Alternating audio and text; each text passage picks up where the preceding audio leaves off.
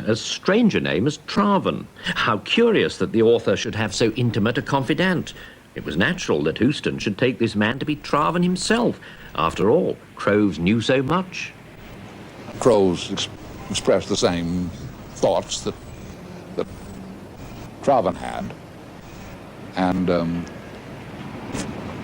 the thought crossed my mind, could this possibly be Traven? Croves watched the making of the film as a bystander. He avoided the stills photographers, but they snapped him once, unawares. When the film was finished, Croves disappeared. Well, that was the last of any association that I had with him. I never saw him again, and we never corresponded after that.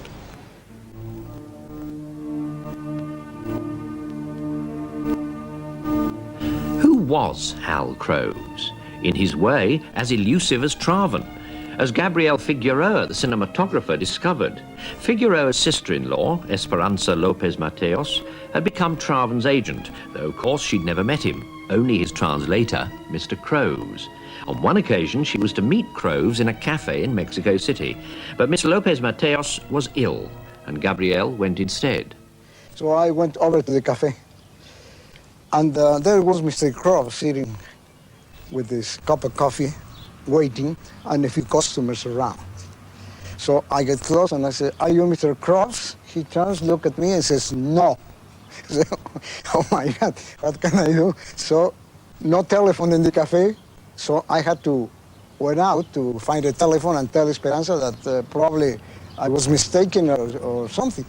He says, no, it's the man. I described him. He said, no, this is the man. Tell him that you're Gabriel Figueroa and forget about it. So I got back and he was not there anymore. Mexico City in the 40s. Croves had gone. But for the first time, someone was planning to hunt down B. Traven and give him a face. Luis Spota, Mexican journalist, 22 years old and none too scrupulous, picked him as his quarry. A bank supplied his first clue. Spota had a friend who worked in the bank, and together they added a further name to a growing list. And he told me, well, in our bank, there is an account in the name of a man, B. Traven Torsban. Maybe it could help you. So now we have a writer called Traven, a translator called Croves, and the owner of a bank deposit box called Torsvan. Spota opened the box. I went to the bank, make some moves, not always legal, but we are reporters anyway, and I get a small shortcut to this box. In this box I found some interesting material, especially a letter in the name of M. L. Martinez, a very common name in Mexico, with an post office 49 in Acapulco. So there was Traven, there was Croves, there was Torsvan, there was Martinez. Spota went to Acapulco and watched outside the post office. So one day, a lady, dark lady, Mexican lady, young, went to the post office, take the letters. I follow her, and I know exactly the address of her house, Cachu Park, something like a big beer garden. In that place, Maria Luz Martinez was living with an American, we suppose he was an American, named Beric Torsban. He was a very small man, thin man, blonde man, shy man. Spota was convinced that this man Torsvan, owner of a roadside cafe and small holding, was Traven. Posing as a holidaymaker, Spota began dropping in at the cafe. This man, who has, by the way, 25 dogs always with him when he comes and when he leaves the place, was with a lot of dogs. He came spontaneously to my table to drink the same lemonade, and he started with me a nice friendship. He told me he was living in Mexico long time ago, since long time ago, and he told me the first thing that convinced me that I was in the good direction. He told me a story of two two men in the south of Mexico who fought with the machetes and, until one of them killed the other and the other dies too. It was one of the stories in one of his books.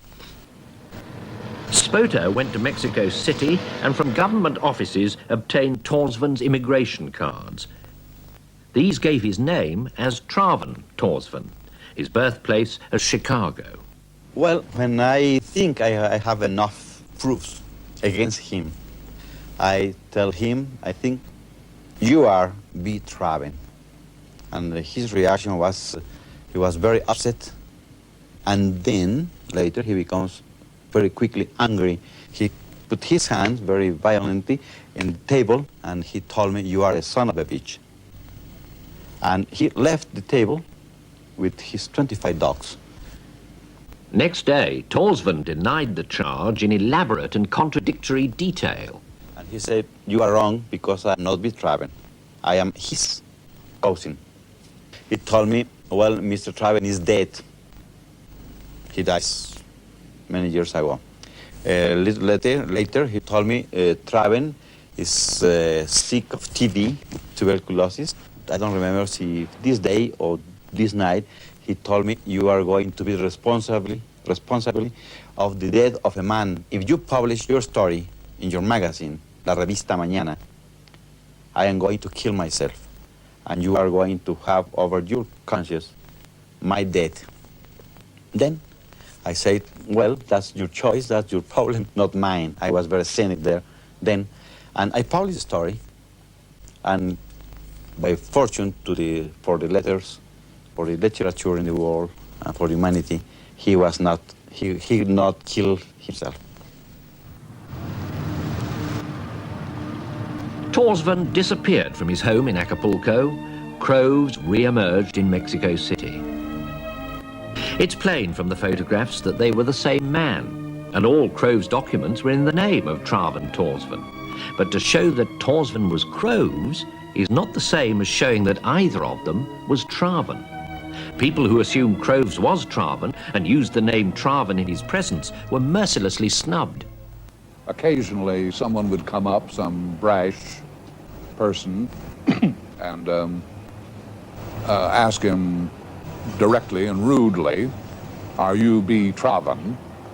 And when that happened in my presence, I'd flinch. I